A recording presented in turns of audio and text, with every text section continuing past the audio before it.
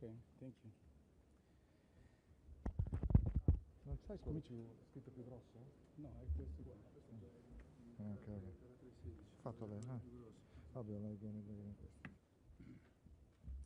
Ladies and gentlemen, good afternoon. Welcome to this press conference following the military CHOD meeting conference here in Riga. My name is Giovanni Galofora. I'm the Public Affairs and Staff Advisor of the Chairman of the NATO Military Committee. And we will have the Chair of the Military Committee, followed by the Latvian CHOD, addressing you with the initial statement, and then we will open the floor for question and answer. Please switch off your mobile, and when then addressing for questions, please remember to say your name and your agency. Thank you very much. The floor to the Chairman. Good afternoon. Thank you for being here, and many thanks to our host, the beautiful Riga, for its warm hospitality, starting by the one of my dear friend, Major General Pudāns, Chief of Defense, Latvia. Dear Kaspar, this successful military committee conference could have not been held at a better time or place. Our presence here in the Baltics is an unmistakable signal of NATO's cohesion and solidarity toward our fellow allies in the eastern flank. We stand by your side day and night. It is also vivid proof of our full resolve against those who want to challenge us or even divide us. Let me commend once again the Allied forces and SECURE for their swift interception and action during the recent continued violation of our airspace. Russian aircraft and drones, on top of the already existing measures, will now find the resolute response of the newly established and already operational Eastern Sentry activity, which further strengthen NATO's ability to react quickly and decisively against this kind of reckless behavior. These events illustrate our readiness to swiftly reinforce any ally that comes under threat. Let me be even more clear. Every threat to NATO's air, land, and sea space will be dealt with a resolute and proportionate response.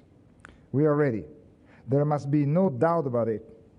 Our Supreme Allied Commander has all the tools he needs, and we do not seek confrontation, but we will not hesitate to undertake any action deemed necessary for our collective defense. Fortifying our eastern flank complements also with our unwavering support for Ukraine. Let me take this opportunity to praise once more the professionalism and determination of the brave soldier of Ukraine, as well as the whole population that is supporting Kyiv's legitimate rights to defend their land.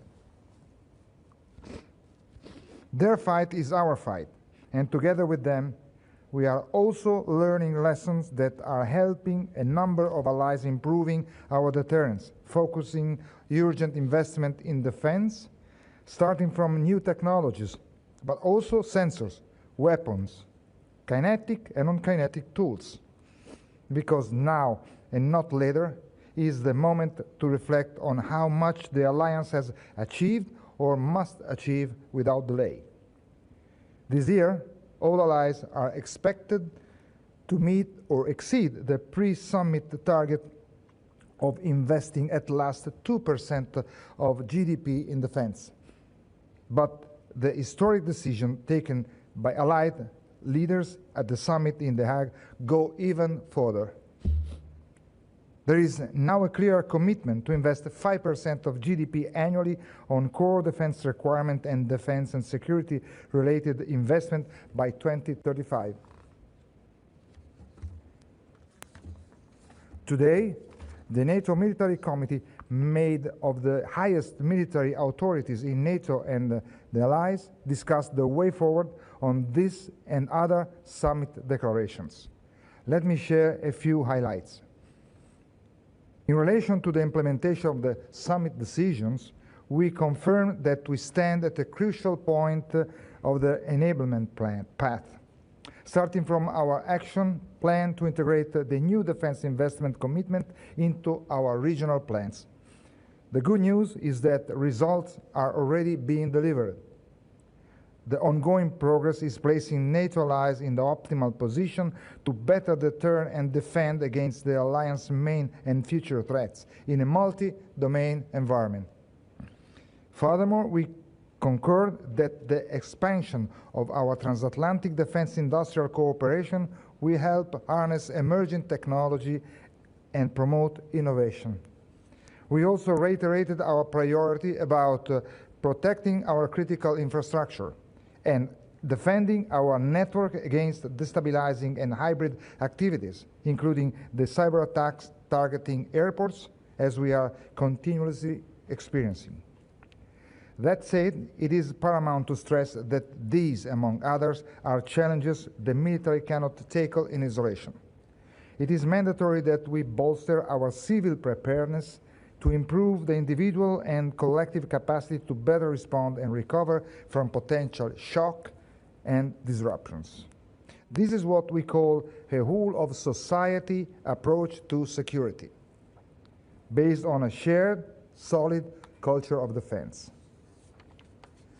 Ladies and gentlemen, I conclude by saying that this has been, without doubt, a momentous conference.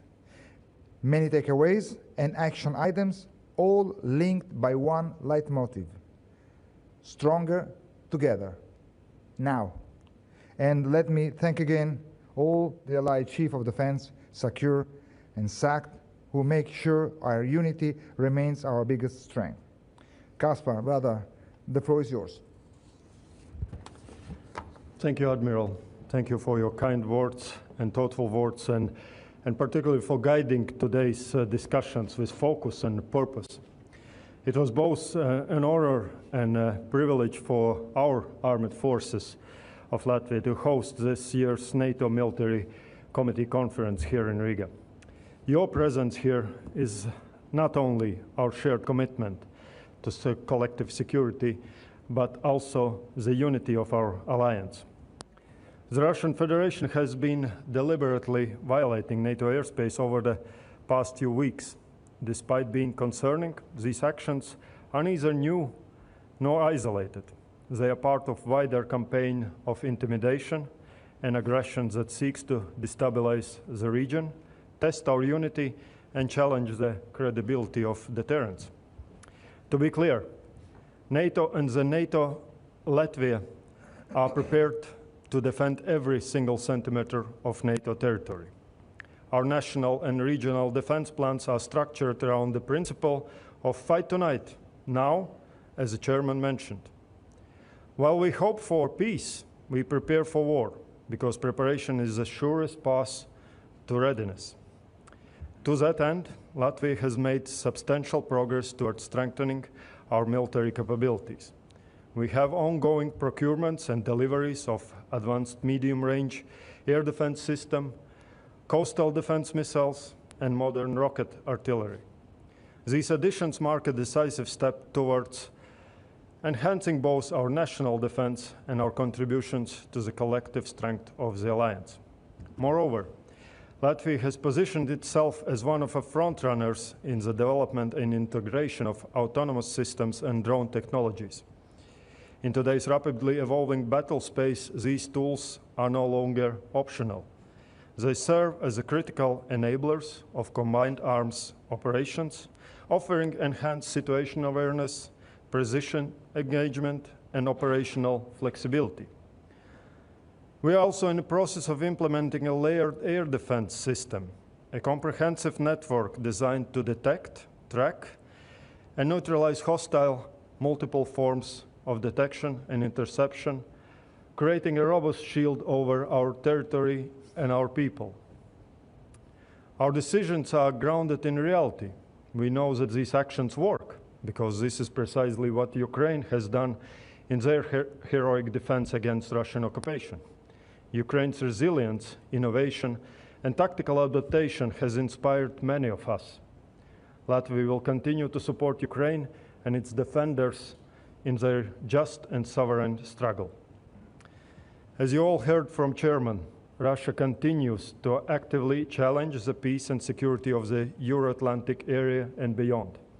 Its provocations, whether it's through Violations of airspace, cyber attacks, or disinformation campaigns are all deliberate tests of our resolve. Such provocations demand a swift, coordinated, and strategic response. We must continue to strengthen our defense capabilities across land, sea, and air. The credibility of our deterrence lies in our readiness to act decisively across the full spectrum of threats.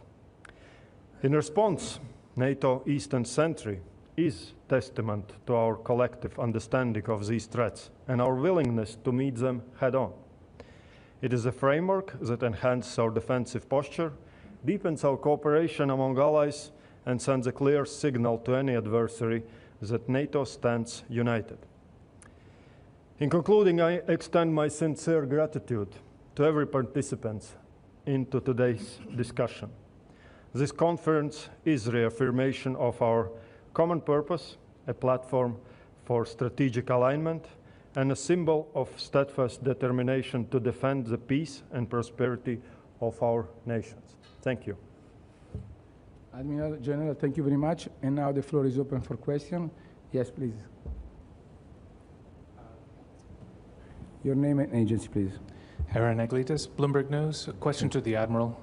Given the airspace violations we've seen in Eastern Europe, should we expect the air policing mission to change to an air defense mission in the Baltic states? Well, considering that these events are pretty recent, I mean, all of them are still going into investigation. And of course, we need also to a fundamental point, which is attribution of what happened.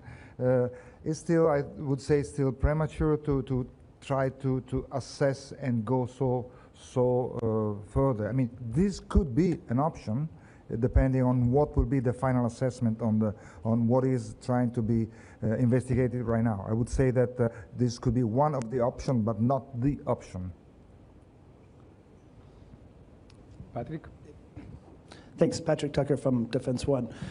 Are there, as a result of today's meetings and previous discussions, can you go into any details about additional capabilities that might come from elsewhere, other countries, here to the eastern flank to aid in a air defense or air policing mission as part of Eastern Sentry? Can you say it again, because I what are the, can you speak to any additional capabilities, pieces of equipment, jets, et cetera, that might come from other NATO members here to the eastern flank as part of Eastern Sentry or a broader air policing or air defense mission? Well, just consider Eastern Sentry is just a brand new operation, which is pretty much following the Baltic Sentry architecture. It is aimed to be first of all, to coordinate all the air policing mission that we are having in this area. So to be a coordination operation first, and then it will aim to have, I mean, all the eastern and northern flank covered, I mean, protected, with the principal characteristic to be flexible, so to have the whole architecture ready in place and just be able to move wherever it is necessary this or that kind of assets. And again, it's a multi-domain operation which is involving land and air activities, and if we go up further to north, it could be also maritime activities too, just totally integrated in protecting, let's say, 3,500 kilometers of borderline, and that's basically it. It is a growing activity right now. We will have more asset compared to what we had before, but again, the idea is this one: to have flexibility and capability to just move the position of all the assets in the more appropriate way wherever it is necessary, but covering the whole front line. Let's call it this way. I'll have a follow-up after. Yes, my name is Yuris Kaja. I represent the Spanish news agency EFI, and I have two questions. One I think is rather simple. The other one may be a bit difficult. So you take the another one. I take the simple one. No. the polls, or the media are reporting that Poland is sort of saying that we will take down any undesirable flying objects in our territory. We're not going to ask NATO for permission. Does NATO have a unified protocol or policy on rules of engagement in such situations? And did you discuss that? That is my sort of first question. The difficult question is, what you have here, you have all of the top military commanders in NATO in one place, and that happens a couple of times a year, as I understand it, and that's nothing unusual. Next week, the entire military command, global military command structure of the United States is going to gather in one military base in Virginia, I believe, and nobody really knows what that's all about. Are you in some way a bit concerned, or do you know anything about it, or worried? I mean, what's going to happen? I'm sorry, worry about that? What? I'm sorry? About the meeting of all of the top American commanders in Quantico, Virginia, next week, that I believe he prefers to be called the Secretary of War, has summoned to the U.S. from all over the world. I mean, including probably some of the gentlemen and ladies who are here. Yeah. Okay. First question is about ROEs. I mean, rules of engagement. I mean, NATO has rules of engagement. NATO is, I mean, SACEUR, which is the Supreme Allied Commander, has all the tools to face any kind of a threat it can happen. I mean, and the reaction, any kind of reaction, is judged upon, I mean, what kind of threat is posed. I mean, could be interception, could be just accompany them out of the space, which is something which has been pretty common and happened pretty often. And as far as I remember, when I was shot, again, it was something that happened, some airspace violation, and then intercept, and then just lead them out of our airspace. And that's one action. But again, if they pose a danger, a threat to the alliance, I mean, SACEUR as the whole availability of a proportionate response to take. So, I mean, as far as ROE, we are set, and ROE are kind of a living tool that can evolve as far as the threat is changing in getting, I mean, more say, reactive or less reactive, depending on how is the threat and what we assess the threat is. And the assessment goes up to the pilot. For example, just let me take for example a drone. Whenever they decide to shut it down with the appropriate chain of clearance, they also, for example, take into consideration what is down, what the debris could cause. It's just part of the process of decision making, which goes from the Supreme Allied Commander up to the pilot in flight. That's basically it. As far as the reunion, well, it's a kind of new.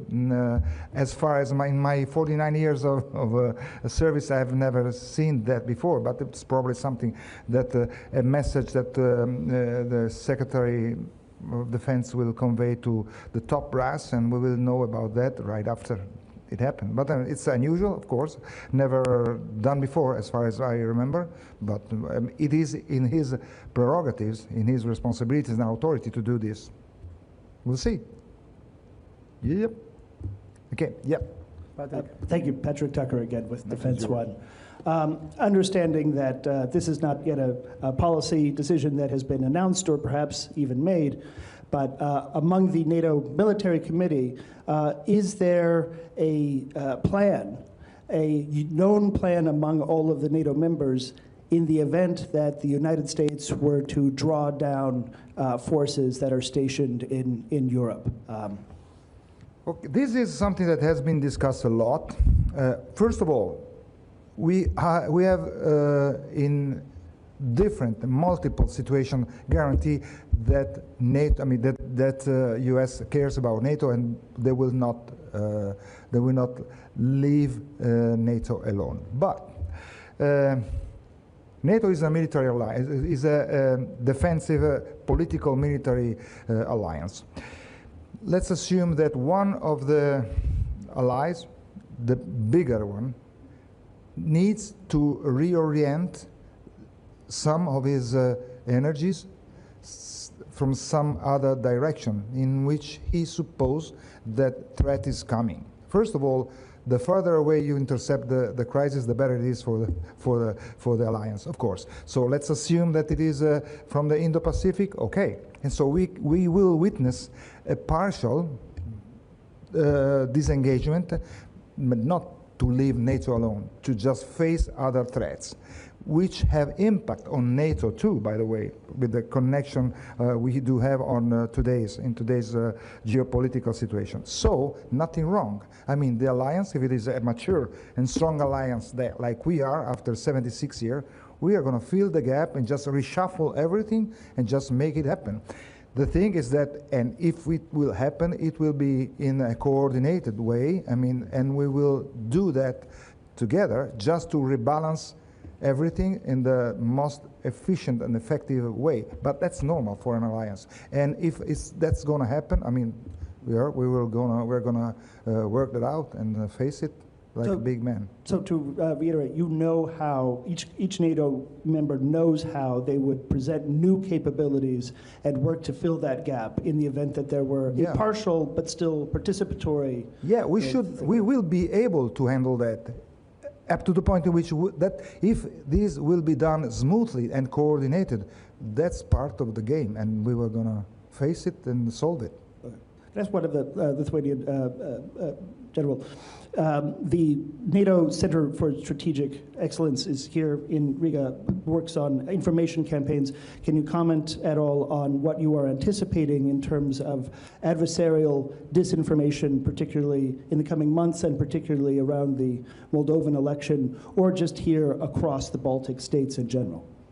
The disinformation mean? Disinformation, yes. Yeah, it's something, okay, it's for Kaspar. No, either of you, please. Do it, please. For me, but you will have a chance to comment. But I think this is something not new in this area, and this is something I addressed in my introductory notes, that attempts to disinformation and bringing some uncertainty into our society, particularly dividing our society from us, from institutions, state institutions, probably undermining our capabilities, something we're seeing years already along. Of course, it's sometimes peaks up and downs depending on the situations or current events, particularly if we are announcing some new support to Ukraine or some new initiatives, we might see some increase in these activities, particularly focusing, because it's a cheap way how to achieve some effects, and we can expect that it will continue.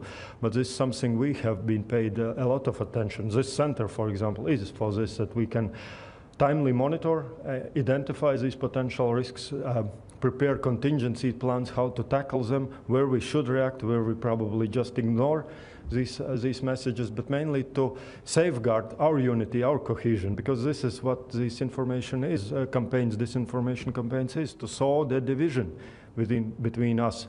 These boundaries, what is on the maps between our countries, in our legislations, in our traditions, is the most vulnerable places. But through the organization, through planning, we dissolving these boundaries into our military operations, but also our societies needs to be much more integrated. And I think we spoke also a lot about resilience of our societies. And this is one part, being resilient against disinformation. And that's what we need to train all into this area.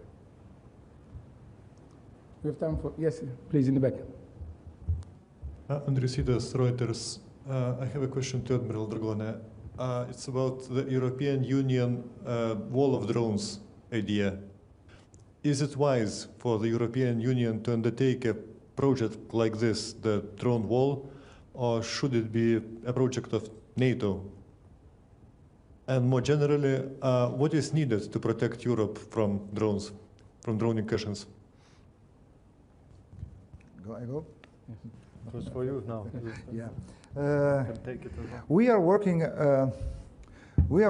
on counter UAS evolution with our Supreme Allied Commander for Transformation in Norfolk.